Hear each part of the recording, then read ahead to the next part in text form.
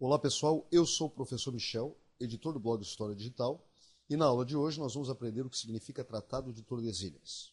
Bom, para começar, eu vou considerar que vocês conhecem o contexto em que ocorreu o Tratado de Tordesilhas. Ele está vinculado, ele está ligado às grandes navegações, também conhecidas como expansão marítimo-comercial.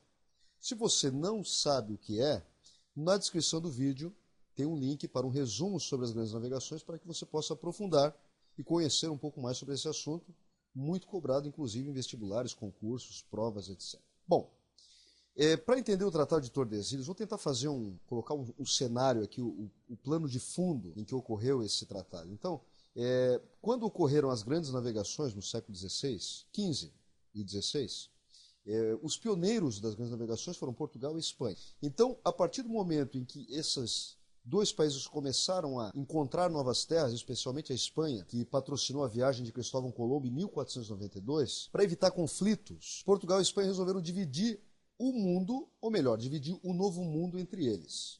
Uma parte ficaria com a Espanha, uma parte ficaria com Portugal. É nesse contexto que é assinado o Tratado de Tordesilhas.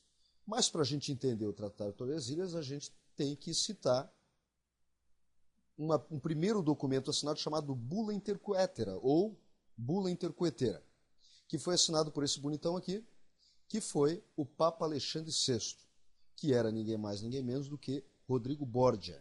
Os Borgia eram uma das famílias mais poderosas da Itália. Em 1493, o Papa Alexandre VI assinou a Bula Intercoetera, que criava uma linha imaginária de demarcação de 100 léguas a partir do arquipélago de Cabo Verde. Cabo Verde é um arquipélago pertencente a Portugal, que fica localizado aqui mais ou menos nessa região. Então, a partir de 100 léguas a oeste, ficava essa linha imaginária da Bula Intercoetera, ou Intercoetera.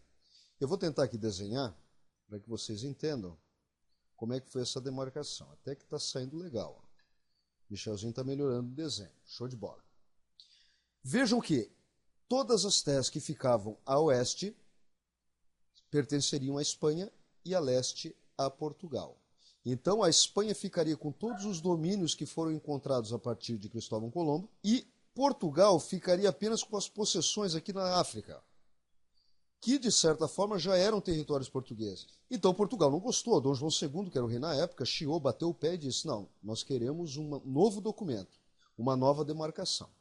E aí, um ano depois, em 1494, foi assinado o Tratado de Tordesilhas, que tem esse nome porque foi assinado numa cidade espanhola chamada Tordesilhas.